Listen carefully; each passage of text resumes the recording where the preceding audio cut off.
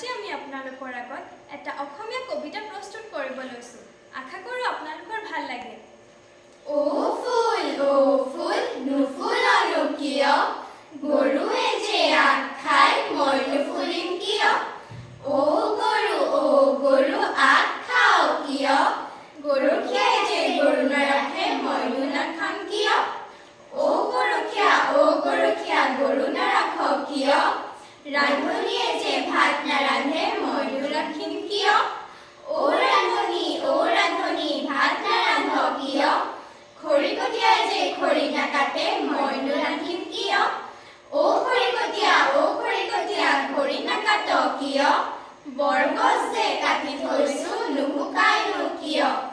ও বৰগছ নুশুকাওনো কিয়, মেঘে যে বৰষুণ দিয়ে মইনো শুকাম কিয়। ও মেঘ বৰষুণ দিয় কিয়, ভেকুলী